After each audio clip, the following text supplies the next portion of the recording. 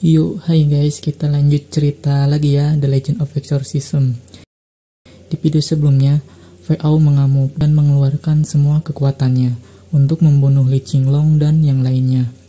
Bayangan ikan yang sangat banyak terus menyerang Li Qinglong dan tim. Makhluk itu pun menyerang Yongse yang terlihat tak bersenjata. Yongse yang tak pernah mengeluarkan kemampuannya pun tiba-tiba mengamuk dan mengeluarkan jurus terkuatnya dengan kuas yang dipegangnya. Tinta-tinta pun muncul, mengapung ke seluruh ikan, termasuk Fei Ao juga.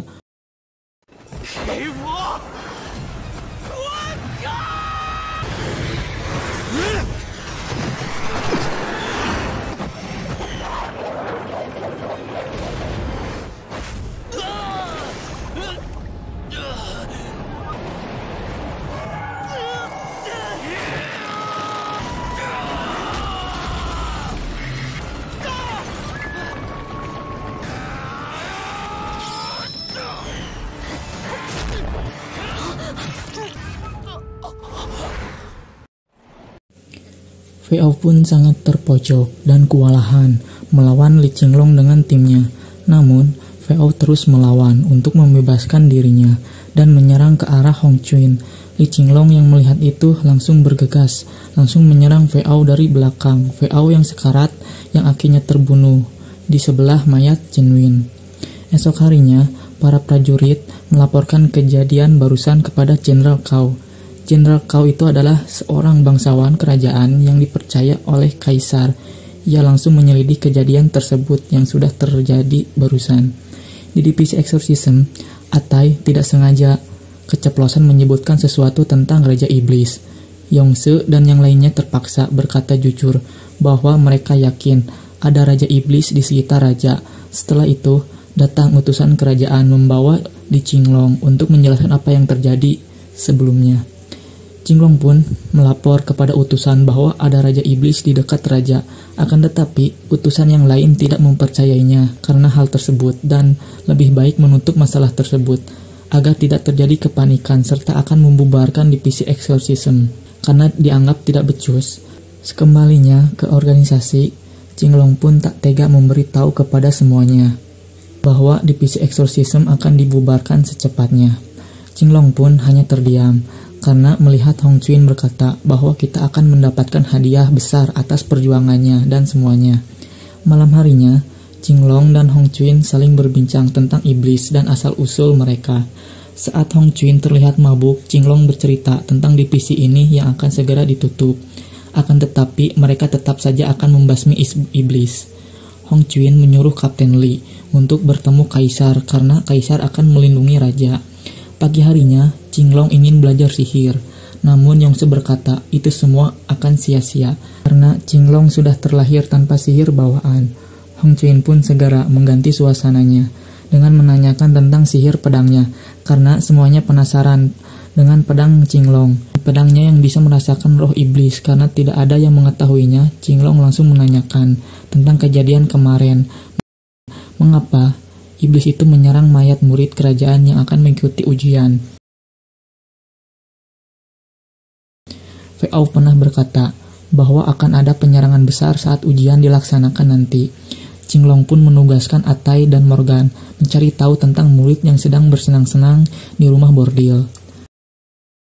Sedangkan Hong Chuin dan Yongse menyelidiki peserta ujian kerajaan, dan Qinglong pun sendiri akan membujuk kaisar dengan sepupunya untuk meyakinkan kaisar.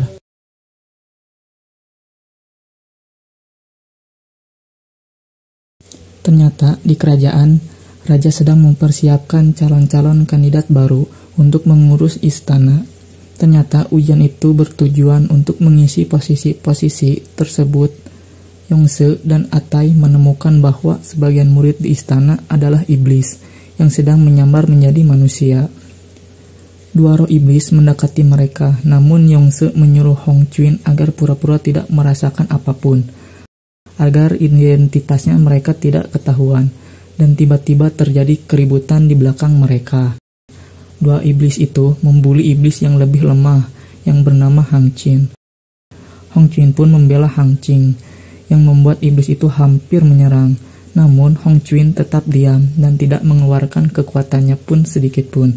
Dua iblis itu pun tidak jadi menyerang, karena takut tidak bisa mengikuti ujian jika mereka bertengkar sekarang.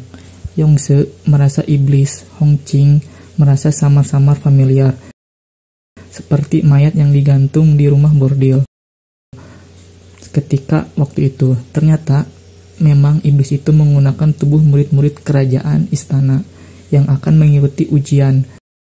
Sebelum pergi, Hong Chuin memberi giok baru kepada Hang Qing.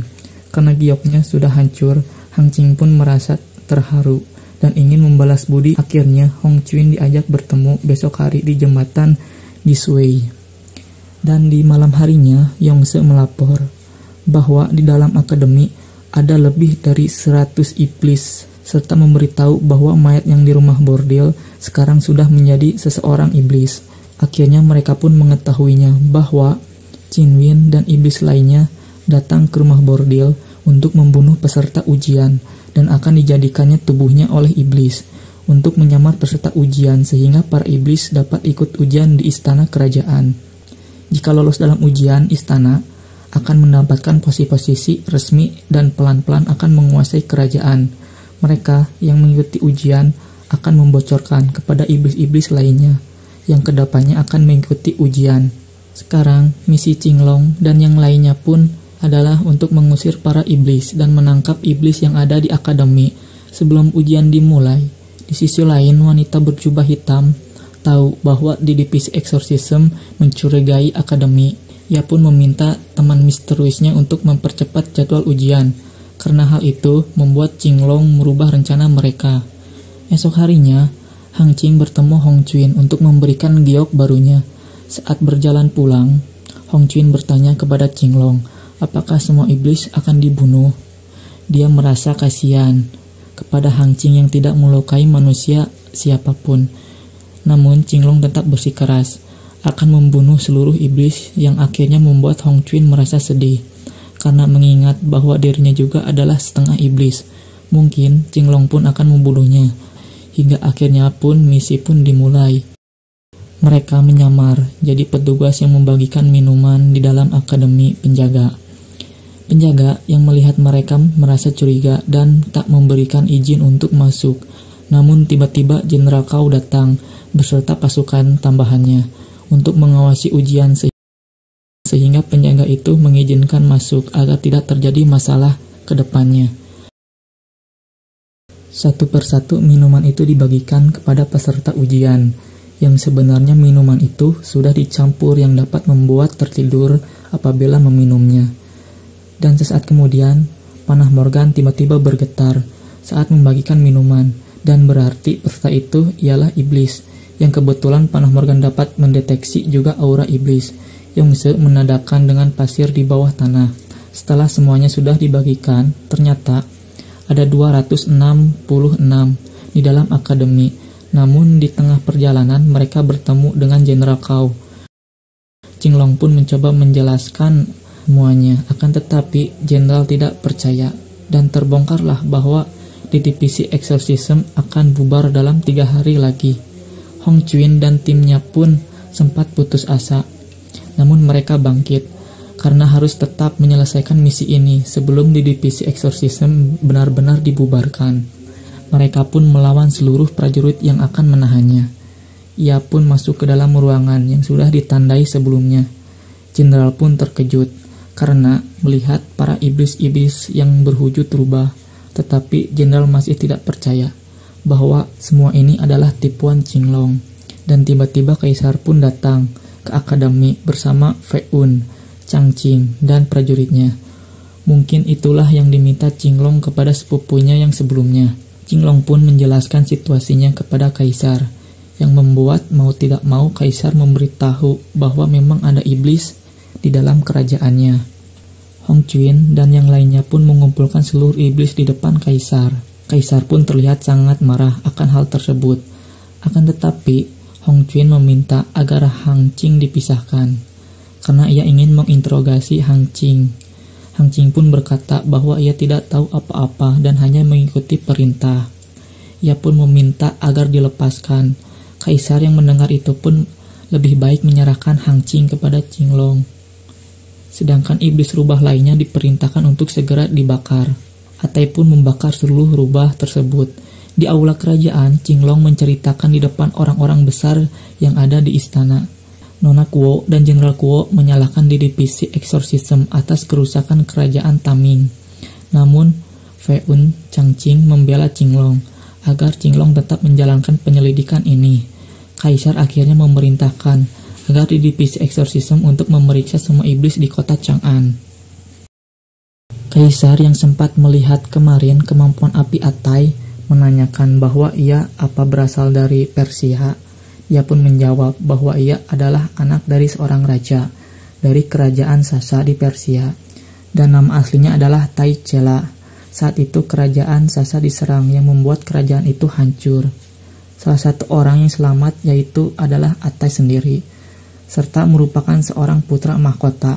Setelah kejadian itu, Hong Chuin dan Qinglong pun pergi ke kota untuk membebaskan Hang Qing. Hang Qing sekarang dapat hidup dengan bebas.